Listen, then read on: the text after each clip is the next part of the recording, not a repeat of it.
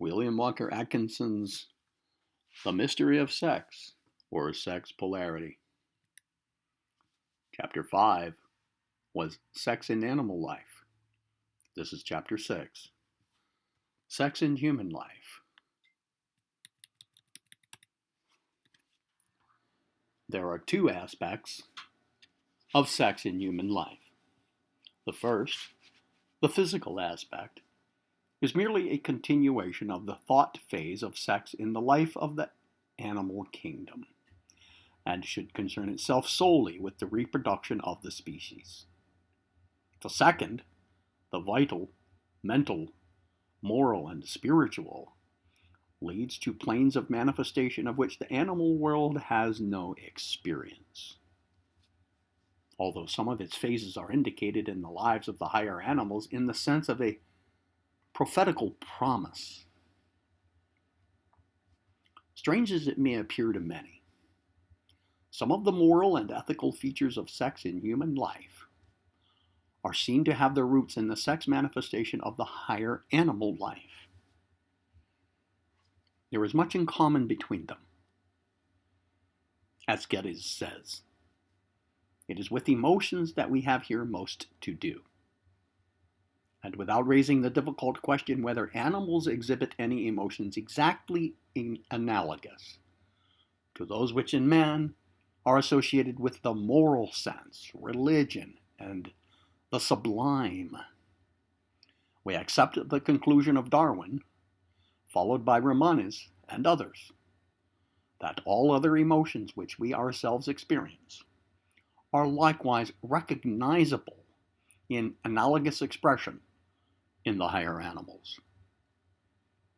Those which are associated with sex and reproduction are indeed among the most patent. Love of mates, love of offspring, lust, jealousy, family affection, social sympathies are undeniable.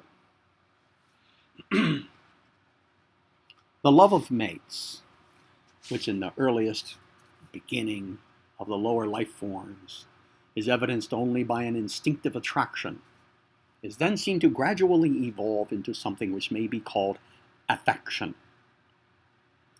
and from thence into a steadily ascending scale of love, until in the highest human development it is evidenced by a mental and emotional condition far above anything witnessed among the lower forms of life.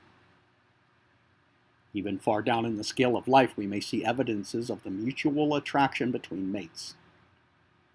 Even among the insects, there may be seen that which is truly called courtship as distinguished from elementary sexual acts.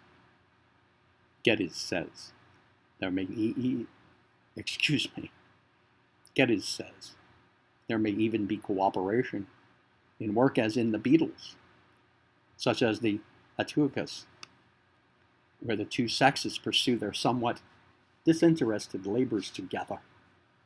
The male and female of another beetle inhabit the same cavity, and the virtuous matron is said greatly to resent the intrusion of another male. Jealousy plays a prominent part in the life of the higher animals, and even the lower forms manifested in some cases, as for instance, among the fishes, the stickback battles with its rivals, and finally leads his mate to the nest he has built of twigs and weeds, and after going through the motions of a wild love dance, pushes her into the nest and thereafter guards her jealously from other males. The battles between rival males of the salmon family are terrific. Coquetry and jealousy have been noticed even among the insects. Snakes manifest great jealousy and love of the company of their mates. If a cobra is killed, its mate often travels to the scene of its death and remains there disconsolate for many days. Among birds, there are found all the manifestations of courtship, jealousy, and love of mates. The dove affords a striking illustration. Some birds mate for life, and often mourn away their lives if the mate is killed. Geddes says, Mantegazza has written a work entitled The Physiology of Love, in which he expounds the optimistic doctrine that love is a universal dynamic, the universal dynamic.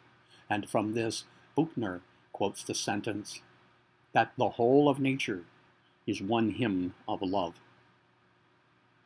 If the last word be used very widely, this often repeated utterance has more than poetic significance.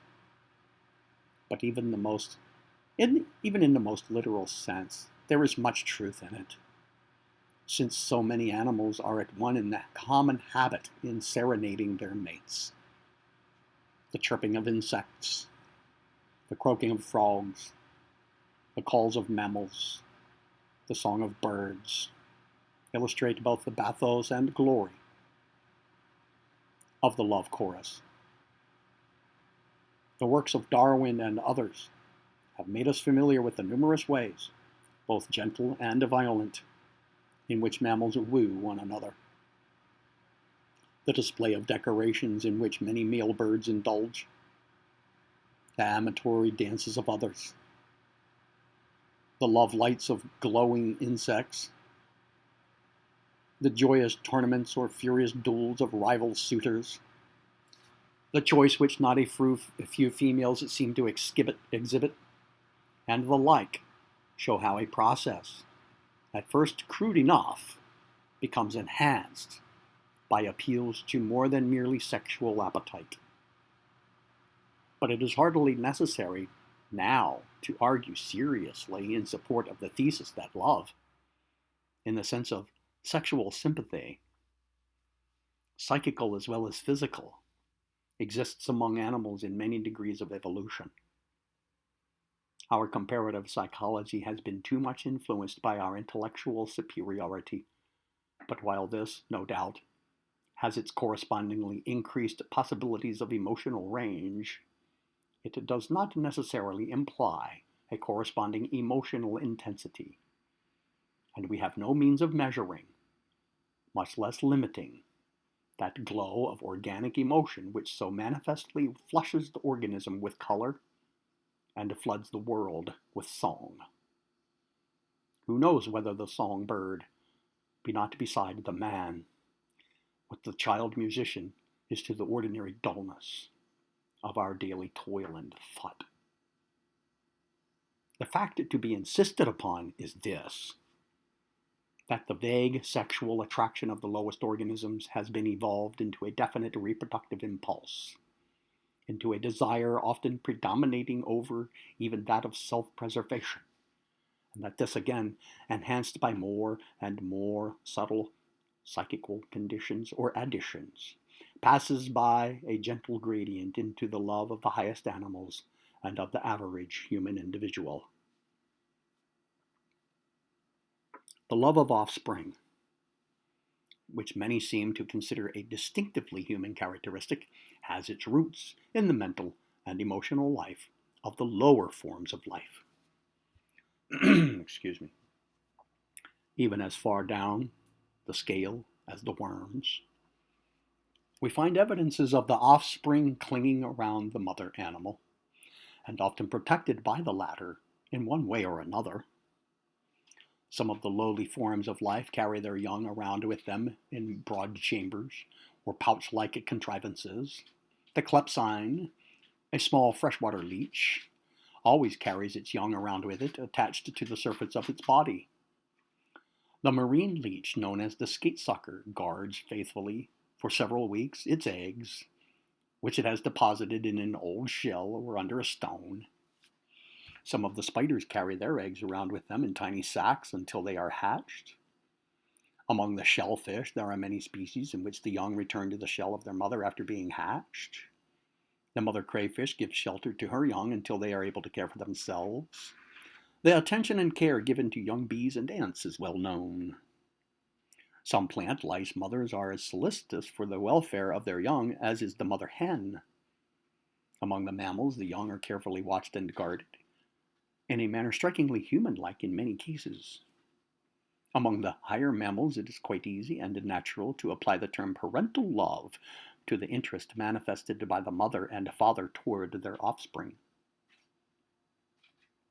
Many authorities hold that altruistic emotions and feelings, the sympathies and love for others, had their rise in the love of the lower animals for their mates and their young. This becoming more highly developed in the human being reached out to include the love for more distant relatives, then the love for friends, then the community love for the tribe, then the love for the nation, and finally the love for all mankind, and the human brotherhood, which in the future will extend to the love for all living things. Under this theory, all the altruistic and unselfish emotions, sympathies, and fellow feelings arose from the sexual instinct and love of the lower animal for his mate and young. Geddes says of this, "The optimism which finds in animal life only one hymn of love is inaccurate, like the pessimism which sees throughout nothing but selfishness." Later, LeConte and some others less definitely have more reasonably recognized the coexistence of twin streams of egoism and altruism, which often merge for a space without losing their distinctness, and are traceable to a common origin in the simplest forms of life. In the hunger and reproductive attractions of the lowest organisms, the self-regarding and other regarding activities of the higher find their starting point. Though some vague consciousness is perhaps coexistent with life itself, we can only speak with confidence of the psychical egoism and altruism after a central nervous system has been definitely established. At the same time, the activities of even the lowest organisms are often distinctly referable to either category. A simple organism, which merely feeds and grows, and liberates superfluous portions of its substance to start new existences, is plainly living an egoistic and individualistic life. But whenever we find the occurrence of close association with another form, we find the first rude hints of love. It may still be almost wholly an organic hunger which prompts the union, but it is the beginning of life, not wholly individualistic. Hardly distinguishable at the outset, the primitive hunger and love become the starting points of divergent lines of egoistic and altruistic emotion and activity. The differentiation of separate sexes, the production of offspring which remain associated with the parents, the occurrence of genuine pairing beyond the limits of the sexual period, the establishment of distinct families, with unmistakable affection between parents, offspring, and relatives, and lastly, the occurrence of animal societies wider than the family, mark important steps in the evolution of both egoism and altruism.